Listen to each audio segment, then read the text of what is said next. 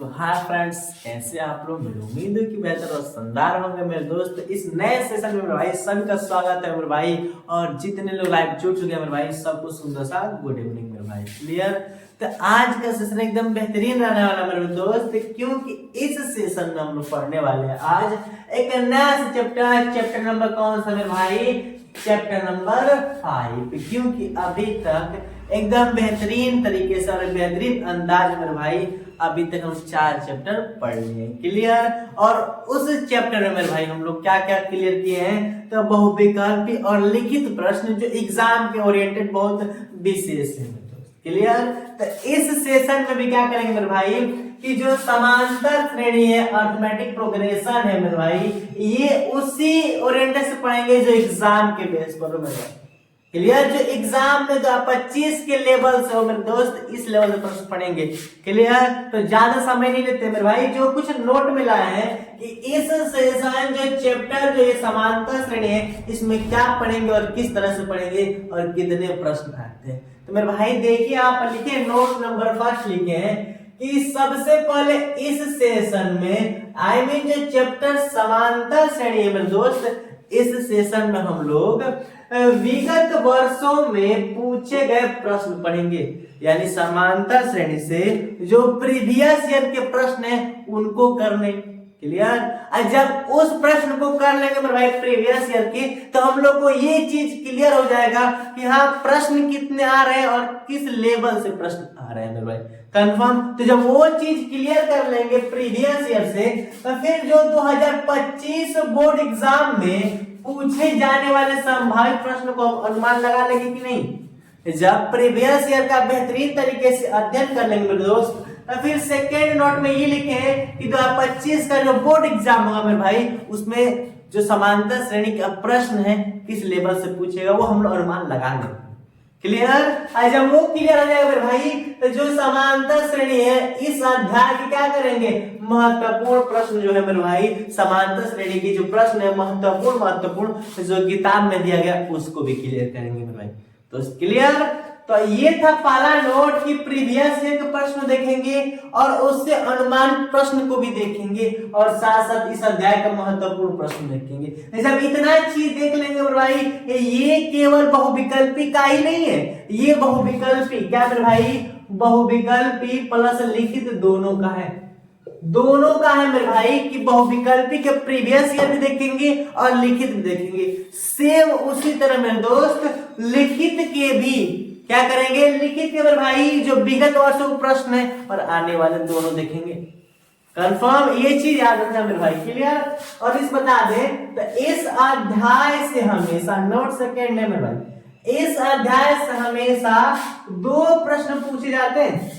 हमेशा किसी से प्रकाशन में तो नहीं देता है, लेकिन फिक्स है कि 2 ही प्रश्न पूछता है। वो 2 प्रश्न कराने का सेंस ये है कि जो 2 प्रश्न रहेंगे टोटल कितने मार्क्स के रहेंगे, 5 मार्क्स के रहते हैं। हालांकि ये मार्क्स कोई कंफर्म नहीं कर सकता। कैसे मेरे भाई, क्योंकि जो प्रश्न रहते हैं फिक्स है कि एक बहुविकल्पी रहेगा और एक लिखित रहेगा।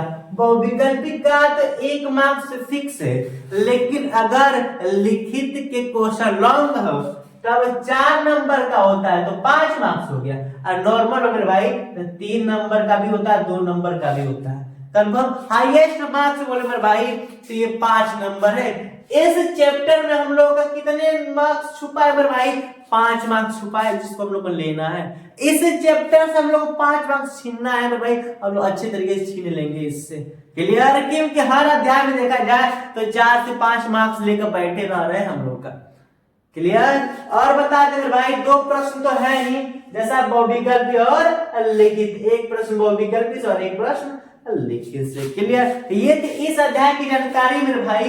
अब सबसे पहले ये बता दे कि अब हम लोग डायरेक्ट विगत वर्षों पर नहीं जाएंगे। सबसे पहले जो समांतर श्रेणी है, हालांकि पढ़ेंगे बहुविकल्पी प्रश्न ही, लेकिन सबसे पहले देखते हैं कि समांतर श्रेणी के प्रश्नों को करने से पहले क्या क्या महत्वपूर्ण जानकारियां है, क्या इस अध्याय में जानकारी होनी चाहिए जिससे हम लोग का इस अध्याय के प्रश्नों में कोई डाउट न हो।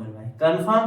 तो इतना चीज हो गया मेरे भाई। तो देखते हैं कि समांतर श्रेणी के प्रश्नों को सॉल्व करने के लिए किस चीज की आवश्यकता है। तो चलिए आगे देखते हैं। तो अब क्या करेंगे मेरे दोस्त, जहां तक की बातें सीखनी चाहिए थी इस अध्याय की जानकारी उतनी कर लिए। अब मेरे भाई टॉपिक की तरफ बढ़ते हैं मेरे भाई, टॉपिक की तरफ की टॉपिक हम लोग का समांतर श्रेणी है। तो इस समांतर श्रेणी के सवालों के लिए क्या जानकारी होनी चाहिए वो यहाँ पर लिख रखे हैं मेरे भाई, क्योंकि हम लोग को इस सेशन में वही चीज पढ़ना है जो एग्जाम में है। हम लोग को कंप्लीट रूप से चैप्टर सॉल्यूशन नहीं करना मेरे भाई, हम लोग को वही चीज पढ़ना है एग्जाम ओरिएंटेड। क्लियर। तो अब मेरे भाई पहले की, हालांकि आप इस अध्याय को पढ़ भी चुके हैं, तो मेरे भाई सबसे पहले बता दें कि चैप्टर हम लोग का समांतर श्रेणी, जिसको इंग्लिश में अरिथमेटिक प्रोग्रेशन यानी कि एपी बोलते हैं। क्या बोलते हैं मेरे दोस्त? एपी बोलते हैं। क्लियर, याद रखना क्या, ए और पी। क्लियर। और एपी का बात मतलब भाई मेरे भाई, एपी का व्यापक रूप यानी कि समांतर श्रेणी का व्यापक रूप क्या होता है? ए होता है, ए हो गया ए plus D, a plus 2d, A plus 3d, ऐसे बहुत जा सकता है। तो ये चीज आप लोग को समझ में नहीं आया होगा कि ये ए क्या है, ए प्लस डी क्या है, ए प्लस 2d क्या है, ए प्लस 3d। तो सबसे पहले बता दें भाई, ये हम लोग का चैप्टर है समांतर श्रेणी। तो समांतर श्रेणी का मतलब समान अंतर वाली श्रेणियां, समान अंतर वाली श्रेणियां ही क्या कहलाती है? समांतर श्रेणी। एकदम नॉर्मल डेफिनेशन, समान अंतर वाली श्रेणियां समांतर श्रेणी कहलाती है। जैसे लिख दिए मेरे भाई 2 4 6 8 10। तो अब देखिए मेरे भाई बढ़ता जा रहा है कि नहीं? 2 2 का समान अंतर है, +2 +2 +2 हुआ है कि नहीं? यही क्या होती है? समांतर श्रेणी। बात समझ में नहीं? श्रृंखला यानी कि समांतर श्रेणी, बात तो वही है। तब इसमें होते हैं ना मेरे भाई, ये प्रथम पद, द्वितीय पद, तृतीय पद, चतुर्थ पद, पंचम पद होते हैं ना। तो यही चीज तो है यहाँ पर ए का व्यापक रूप। ए को बोलते हैं प्रथम पद, ठीक है, और ए प्लस डी को बोलते हैं द्वितीय, ये बोलते हैं इसको बोले प्रथम, इसको बोले द्वितीय पद, इसको बोले तृतीय, इसको बोले चतुर्थ पद। क्लियर। तो इसमें क्या क्या है? ए है, इसमें ए और डी है, इसमें ए 2d है, ए प्लस 3d। ये बता रहे हैं कि ऐसा क्यों लिखा गया है। सबसे पहले ए को बोलते हैं प्रथम पद और डी को बोलते हैं सर्वांतर। क्या बोलते हैं? सर्वांतर बोलते हैं मेरे भाई। ए को बोलते हैं प्रथम पद, डी को बोलते हैं सर्वांतर। अगर एक चीज ध्यान रखना, प्रथम पद यानी कि एक पर पड़ता है कि नहीं? तो केवल ए है, एक पर पड़ता है तो केवल ए है। और ए मेरे भाई ये द्वितीय पद है कि नहीं? तो इसमें क्या लिखा है? ए प्लस 1d लिखा है। ध्यान रखना, अगर एक से जहां अधिका होता है, क्लियर, तो ए तो ठीक रहेगा, लेकिन जितना बोलेगा उससे ए कम रहता है, डी। बोले कि बताइए एपी का व्यापक रूप में 50वां कितना होगा? 50वां पूछा ना भाई, 50वां पूछा, 50वां। तो अब क्या करो, ए लिख दोगे अब प्लस 50वां, तो 50 से कम कितना होता है? 49 होता है कि नहीं? तो 49d। अब बताइए 49d एगो ई है और एगो ई, तो 49 हो गया और ए कितना हो गया? 50 हो गया कि नहीं? तो ऐसा ही मेरे भाई, ये प्रथम था तो एक हो गया, और द्वितीय है कि नहीं? तो एगो और एगो, दो हो गया, और ये दूगो हो गया, और यहाँ पर 3 तृतीय पद, और यहाँ पर ये क्या कर रहे हैं? 3 और 1 चतुर्थ पद हो गया कि नहीं? तो जब पद बोलता है बोलेगा, और लिखिए 37वां पद। क्या मेरे भाई? 37वां पद बोल दे कि नहीं? 37वां पद बोल दिया, 37वां पद। तो क्या लिखेंगे? ए प्लस 37 से एगो कम क्या पड़ता है? 36। 37 से कम क्या पड़ता है? 36 डी लिख देंगे। ये चीज ध्यान रखना भाई, ये बहुत कंसेप्चुअल बातें हैं, यही सब होती है मेरे भाई शुरुआतें। क्लियर। तो अगर बोल दिया जाए कि 99 पद का व्यापक रूप क्या होगा, तो क्या लिखोगे? बात यही है कि 99 पूछा गया तो ए लिख देंगे आप प्लस 99 से कम 98 डी, आई मीन 98, और ये 98 और 1 99, तो 99 होगा कि नहीं? ये पद लिखी जाती है, कहीं तक जा सकती है, जहां तक लेके जा सकते हो। क्लियर।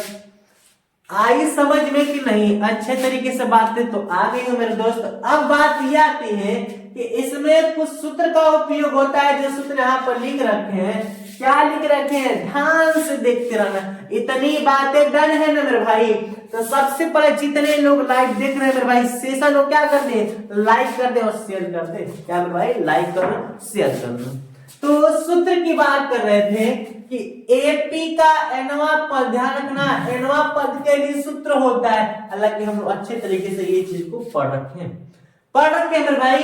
एपी का एनवा पद के लिए सूत्र क्या होता है, तो एनवा के लिए n equal to a plus bracket में एन माइनस 1 इंटू डी होता है। ये सूत्र बहुत महत्वपूर्ण है मेरे भाई, क्लियर। ये सूत्र क्या है, बहुत महत्वपूर्ण है, इस चीज का ध्यान रखना। एनवा पद के लिए सूत्र क्या लगता है, तो ए ब्रैकेट में n minus 1 into d, a plus bracket में 1 माइनस यानी कि minus n minus 1 into D.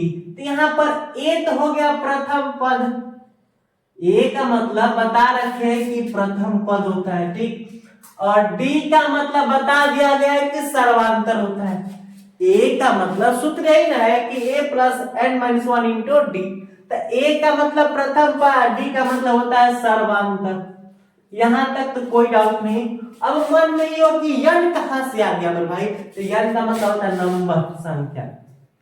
कौन सा पद पूछा है, 50वां पद, तो संख्या की जगह क्या रखेंगे, 50वां पद रखेंगे, क्लियर। अब एक आती है कि एपी का जो एनवा पद है कि नहीं, इसका योग के लिए सूत्र कौन उपयोग किया जाएगा, तो योग यानी कि जब योग पूछता है भाई, तो उसको एस से डिनोट करते हैं। किससे, एस से क्या करते हैं, डिनोट करते हैं। इस चीज को ध्यान रखना है। अब एस इक्वल टू सूत्र क्या होता है, तो एस इक्वल टू सूत्र होता है एन अपान 2 ब्रैकेट में 2a plus N minus 1 into d. कहने का सेंस ये है कि a plus N minus 1 into d, यहां तक तो सही है, क्लियर। अब इसमें 2 जोड़ दिया है, 2 गुणा किया, जोड़ क्या किया, 2 गुणा किया और एन संख्या का आधा कर दिया। यानी कि इसी में क्या किया है, संख्या का आधा करके इसको 2 गुना कर दिया, इसको 2 गुना करके संख्या का आधा करते हैं। तो एस का सूत्र याद रखने के लिए क्या करेंगे मेरे दोस्त, यही करेंगे कि a plus N minus 1 into d लिखेंगे और इसको क्या करेंगे, 2 गुना कर देंगे और n के आधा कर देंगे। ये हम लोग का सूत्र रेडी हो गया कि नहीं मेरे भाई। तो ये चीज ध्यान रखना, एनवा पद के लिए सूत्र लिखना और प्रथम पद को 2 गुना कर देना और संख्या का आधा। हम लोग का योग के लिए सूत्र यानी कि एस के लिए सूत्र क्या होगा मेरे भाई, तुरंत रेडी हो जाएगा, क्लियर। इन सूत्रों का ही तो कमाल है मेरे भाई, ये व्यापक रूप याद रखना और एनवा पद के लिए सूत्र याद रखना और एनवा पद के लिए योग के लिए सूत्र याद रखना, ये चीज बहुत जरूरी होती है, क्लियर।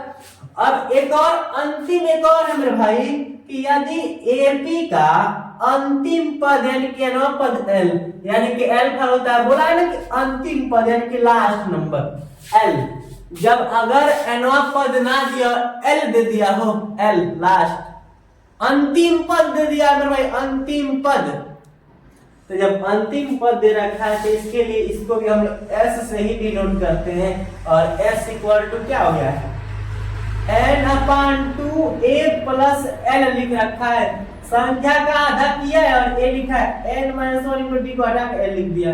तो याद रखना कि 3 फॉर्मूले बता देना है, इंपॉर्टेंट बातें कि कौन कौन महत्वपूर्ण चीज है मेरे भाई। तो एनवा पद के लिए सूत्र a plus N minus 1 into d, a प्रथम पद है, n संख्या, डी सर्वांतर, अच्छे तरीके से बता रखे।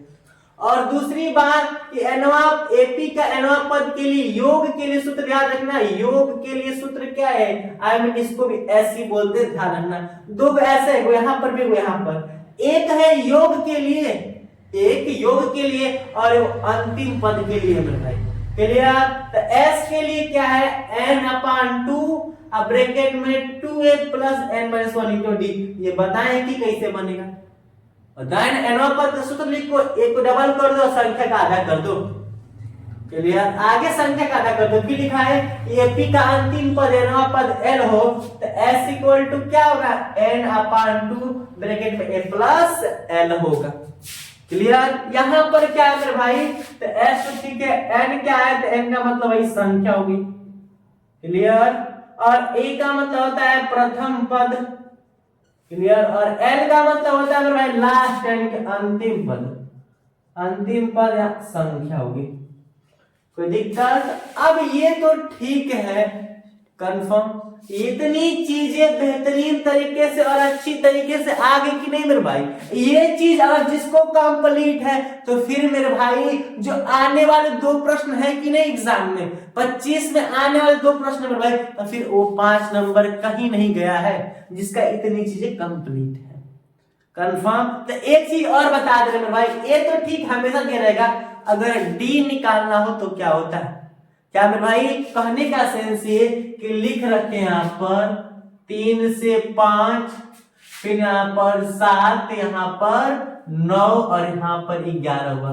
डी के बारे में बता रहे हैं कि डी का मतलब सर्वांतर यानी कि अंतर, डिफरेंस। क्लियर। डिफरेंस यानी कि अंतर। अब देखा जाए तो 3 से 5, 5 से 7, 7 से 9, 9 से 2, 9 से 11, तो सभी में लग रहा है कि 2 क्या हुआ है, प्लस हुआ। ये चीज आप लोग कहेंगे कि नहीं मेरे भाई, कहेंगे ना। लेकिन सर्वांतर ज्ञात कैसे करते हैं, तो सर्वांतर मेरे भाई डी कैसे ज्ञात करते हैं, तो ये प्रथम पद है, ये द्वितीय पद है, ये तृतीय पद है, और ये चतुर्थ, और ये 5वां पद है। तो अगर डी ज्ञात करना हो मेरे भाई, तो द्वितीय में से प्रथम को घटाना पड़ेगा। क्लियर।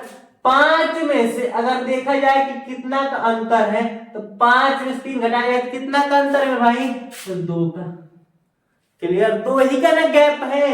अगर फिर इसका ज्ञात करना हो तो 7 में से 5 घटाएंगे तो 2 मिलेगा, फिर 9 में से 7 घटाएंगे तो 2 मिलेगा, और 11 से 9 घटाएंगे तो 2 मिलेगा। क्लियर। ऐसा क्यों? क्योंकि अगर हम लोग, आप लोग की कॉमन सेंस ये लग रही होगी कि सर 3 से 5 करने में तो 2 ही का डिफरेंस है, 5 से 7 करने में भी तो 2 ही का डिफरेंस है, तो फिर तो आगे पीछे से करने से क्या मतलब है? मतलब मेरे भाई कोई ऐसे अंक आते हैं, बटा वाले अंक आते हैं, जिससे अगर हम लोग आगे से करें तो आंसर मिस्टेक हो जाता है। इसलिए अगर हम लोग जो पद दिए रहते हैं उनसे पिछले वाले पद से आगे वाला पद घटाते हैं तो फाइनली आंसर निकलता है। जैसे अगर हम लोग 3 से 5 किए तो 2 मिला है कि नहीं। क्लियर। लेकिन ऐसे नहीं कर रहे, हम लोग को 5 में से 3 को घटाएंगे तो 2 निकलेगा। हमेशा सर्वांतर करने के लिए जो पद दिया रहता है उससे पीछे वाले, यानी कि पीछे वाले पद से घटाते हैं, तब हम लोग का आंसर निकलता है।